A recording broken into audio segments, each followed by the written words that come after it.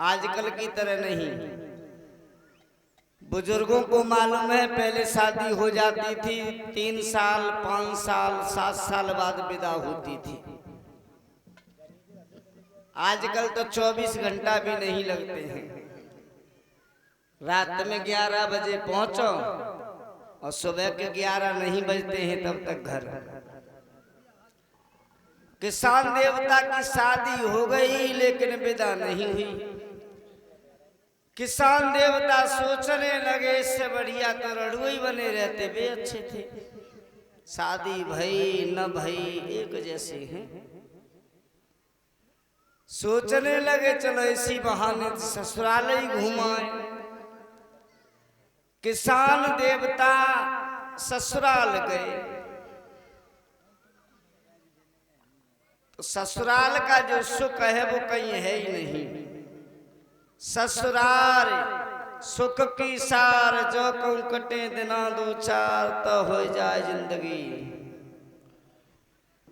ससुराल जैसी चैन की बंसी कहीं बजती नहीं है। पहली बार ससुराल गए, सास ने सोची कि पहली बार आए हैं,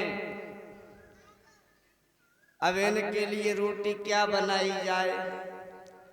उसी लड़की से कहा जिससे किसान देवता की शादी हुई थी कि घी की 4 पूड़ी बना दो। लड़की ने घी में पूड़ी सेकी छोटी छोटी। बाद में तो ससुराल में बहुत मोटी मोटी रोटी मिलती हैं। शुरुआत में जाओ तो बड़ी छोटी छोटी मिलती हैं।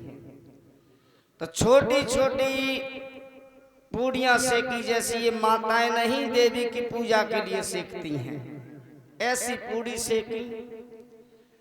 और किसान देवता सुबह से लेकर के शाम तक पैदल चले थे, भूख भी लगी रहे। थाली सामने आई। किसान देवता सोचने लगे कि अब देर किस बात की है, लग जा वही अच्छा है। लड़की ने घर में बैठ के सोचा कि शादी में तो देख नहीं पाए थे कैसे हैं, चलो अब ही देखने को मिल जाए कैसे हैं। लड़की घर में से किवाड़ की आड़ में से किसान देवता को देखने लगी और बीच में बैठ गई सास। किसान देवता ने छोटी छोटी पूड़ी देखी, विचार किया कि अब निवाला क्या बनाओ। छोटी छोटी पूड़ी हैं। एक पूड़ी उठाई, सब्जी से लगाई सीधी अंदर। लड़की किवाड़ की आड़ में बैठी बैठी देख रही थी। उसने कहा कि साथ वाली सहेलियां देखेंगी कि ये तो बिल्कुल गधाटू हैं, एक एक पूड़ी का एक ही एक गौर कर रहे हैं, तो सहेलियां जीने नहीं देंगी। लड़की ने किवाड़ की आड़ में सही इशारा किया कि मौदू एक एक पूड़ी के 2-2 कौर फिर भी करो। और गधाटू समझ कि ये कह रही है 2-2 इकट्ठी का बढ़ जाओ। अब इसकी रील चलने लगी। 2 पूड़ी उठाई, सब्जी से लगाई सीधी अंदर। लड़की ने सिर में हाथ मारा कि जीवन कैसे कटेगा, ये तो बिल्कुल उल्लू है। और गधाटू समझे कि ये कर ये 2 पूड़ी लो, सब्जी से लगाओ, माथे से लगाओ तब खाओ। अब इनकी रील ऐसे ही चलने लगी। सास सामने बैठी थी, कहने लगी बेटा भोजन कर रहे हो कि नकटोरो। कहने लगे किसान देवता के हमारे घूसन के मैं प्राण क्यों निकाले ले रही हो। जैसी उधर से मशीन चल रही वैसे हम इधर काम कर रहे, हमसे क्यों चिल्ला रही हो। वही हाल आप लोगों ने कर दिया। पहले दिन तो भी कीर्तन अच्छा बोल रहे थे, संख्या में वृद्धि हुई है लेकिन आवाज में कमी हो गई। मन से कीर्तन नहीं बोल रही। मन से कीर्तन बोलो। उसके बाद में भगवान कन्हैया की बाल लीलाएं आप लोगों के सामने हैं। 2 मिनट भगवान कन्हैया का मन से कीर्तन बोलेंगे। ले चली अपनी नगरिया बंसी वाले समरिया,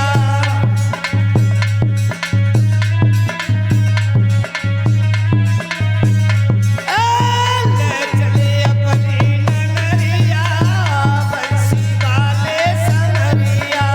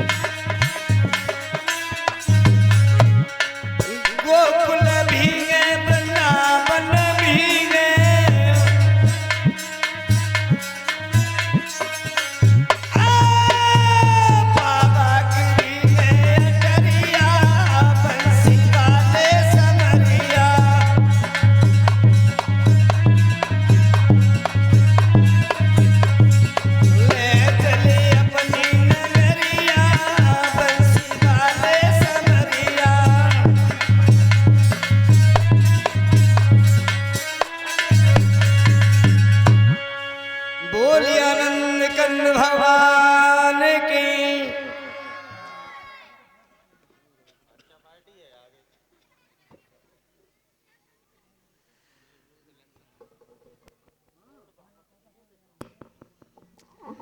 श्री सुखदेव जी कहते हैं कि हे राजन परीक्षित,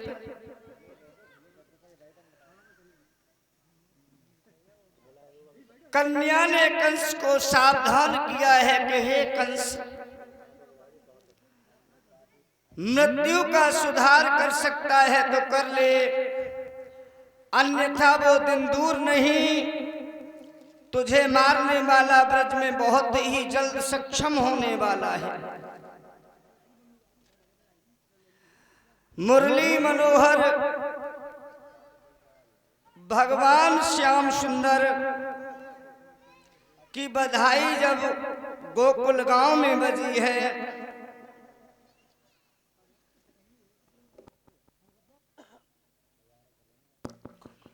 जब जब धर्म की हानि होती है, जब जब अधर्मी आताताइयों के दमन चक्र चलते हैं, तब तब प्रभु किसी न किसी रूप में आकर के अवतार धारण करते हैं।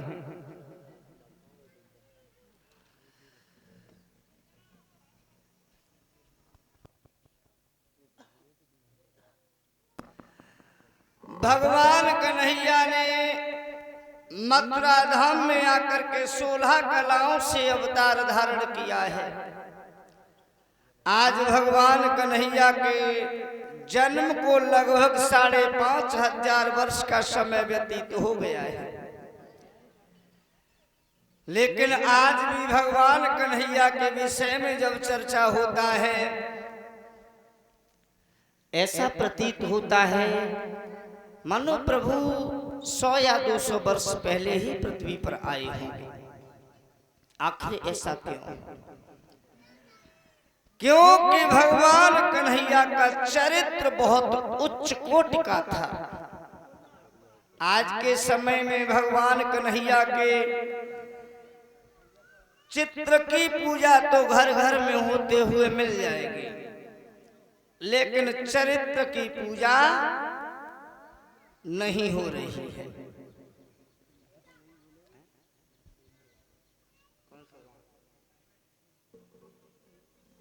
इधर भ्राता श्री जितेंद्र यादव 51 रुपए की मुद्राओं से सम्मानित कर रहे हैं। भगवान इनकी हर मनोकामना पूर्ण करे। आपको राम के पुजारी मिल जाएंगे, कृष्ण के पुजारी मिल जाएंगे, शंकर जी के भी पुजारी मिल जाएंगे, लेकिन कैसे मिलेंगे? राम को तो मानेंगे लेकिन राम की नहीं मानेंगे, कृष्ण को मानेंगे लेकिन कृष्ण की नहीं मानेंगे, शंकर जी की भी मानेंगे लेकिन शंकर को नहीं मानेंगे। अगर कल्याण चाहते हो तो भगवान कन्हैया के चित्र की पूजा मत करो, चरित्र की पूजा करो। कृष्ण जैसा बनना है तो जुआ का खेल मत खेलो, कृष्ण जैसा बनना है तो मदिरा का पान मत करो। भगवान कन्हैया ने कभी अपने जीवन काल में मदिरा पान नहीं किया था।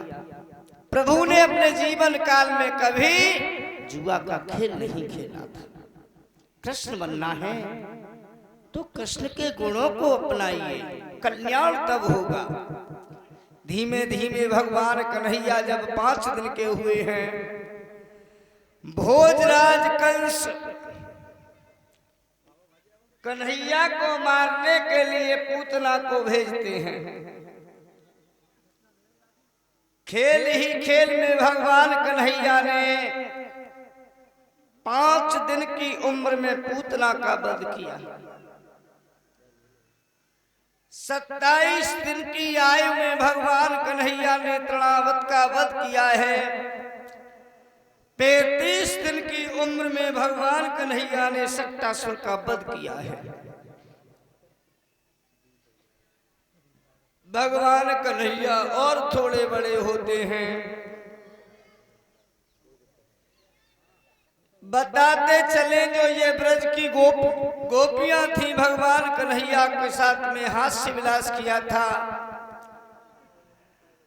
ये पूर्व जन्म की सीता जी की सहेलियां थी। धीमे धीमे भगवान कन्हैया जब 5 वर्ष के हुए हैं